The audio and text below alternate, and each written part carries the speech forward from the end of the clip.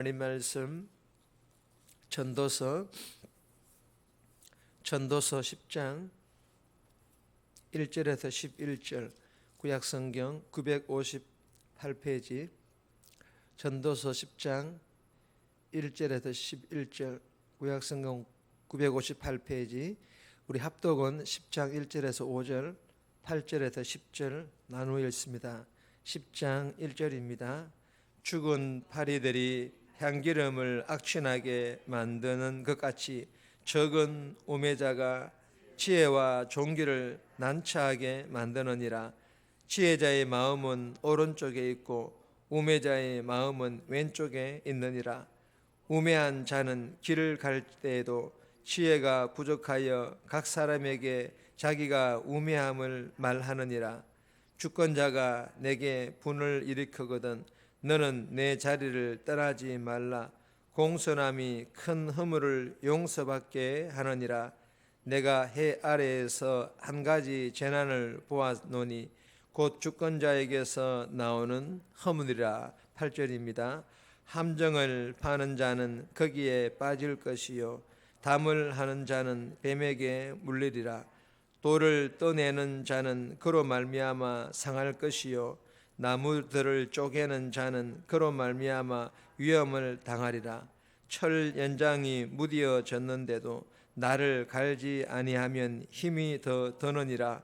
오직 지혜는 성공하기에 유익하니라. 아멘. 오늘 본문의 제목은 지혜의 길과 우매의 길, 지혜자가 걷는 길과 우매자가 걷는 길. 오늘 본문은 전도자인 솔로몬이 우매한 자로 인하여 세상이 요동할 수 있고 예기치 못한 사건으로 인하여 인생이 요동할 수 있다라고 말하고 있습니다. 그러므로 인생은 즉 삶은 만만치가 않다라는 그런 교훈의 내용입니다. 오늘 이 본문을 통하여 하나님께서 우리에게 주시는 첫 번째 교훈입니다. 우매한 자가 끼치는 영향력, 우매한 자가 더 악한 영향력을 끼칠 수 있다라는 그런 교훈입니다. 1절에 보시면 죽은 파리들이 향기름을 악취가 나게 만드는 것 같이 적은 우매가 지혜와 종기를 난처하게 만드느니라. 죽은 파리들이 향기름을 악취나게 만든다는 것은 우매한 자, 즉 어리석은 자의 행동 하나가 지혜롭고 존귀한 자들의 행동보다 더 강한 악한 영향력을 미친다라는 그런 의미입니다. 여러분, 이 말의 의미는 우매한 자, 즉 어리석은 자의 행동들이 지혜로운 자나 존귀한 자들보다 실제적으로 더 악한 영향력을 미치기는 하나 그 순간이라는 것입니다. 우매한 자, 즉 어리석은 자의 행동 하나가 그 순간 그 당시에는 어리석은 자의 이 행동을 봄으로 말미암아 순간적으로 지혜자나 존귀한 자들의 행동보다 더 강하게 더 임팩트 있게 각인된다라는 그런 의미입니다. 대표적인 예가 민수기 13장에서 가나안 땅을 정탐하고 온 10명의 악평, 즉 우매하고 어리석은 자의 그 보고로 인하여서 여호수아와 갈렙 이 두 명의 지혜로운 보고는 온데간데 없이 사라지고 우매하고 어리석은 자들의 보고로 인하여 수많은 이스라엘 백성들이 이 악한 영향력을 받아 여호수아와 갈렙을 돌로 쳐 죽이려고 했고 애굽으로 돌아가자라고 모세와 하나님을 향하여 원망하지 않았습니까? 그리고 이로 인하여 하나님의 징계는 여호수아와 갈렙 외에는 광야에서 다 죽게 되고 광야에서 40년을 유리방황하게 되지 않습니까? 여러분, 이처럼 우매한 자, 어리석은 자들의 행동 하나가 생각지도 못한 엄청난 악한 영향력을 미칠 수가 있다는 것입니다. 갈라디아서 5장 9절에 보시면 한 방울의 독이 컵안에 담긴 물 전체를 못쓰게 만들고 적은 누룩이 온 덩어리를 발효시키는 영향력을 끼친다라고 말하고 있습니다.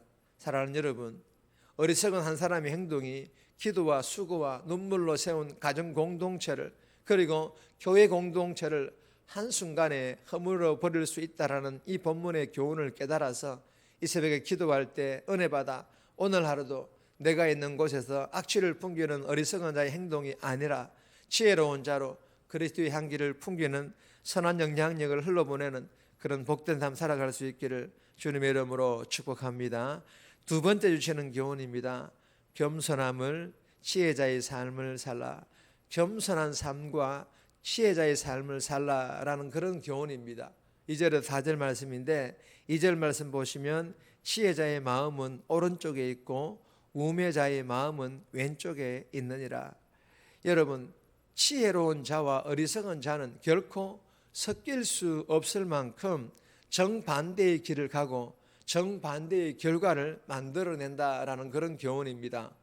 그리고 어리석은 자는 자신의 어리석음을 감추지 못하고 말과 행동으로 다 드러냅니다.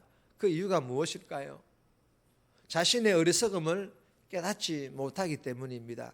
그러나 반면에 지혜로운 사람은 타인의 허물에 대해 함부로 성내지 않고 공손하게 인내하면서도 행동합니다. 이유는 자신의 지혜를 드러내지 않는 그런 겸손함 때문입니다. 사랑하는 여러분, 주시는 교훈이 무엇일까요? 시편 141편 3절의 말씀처럼 우리 자신의 입에 파수꾼을 세워서 자신의 입술에서 흘러나오는 정제되지 않는 말을 미리 차단하고 해야 될 말과 하지 말아야 될 말을 구별하는, 즉 내 말에 대한 진중함이 필요하다라는 그런 교훈입니다. 그리고 또 한 가지의 교훈은 4절 말씀 보시면 내 자리를 떠나지 말라. 자신의 자리, 즉 사명의 자리를 지키며 조용히 머물러 헌신할 줄 아는 신중함도 필요하다라는 그런 교훈입니다.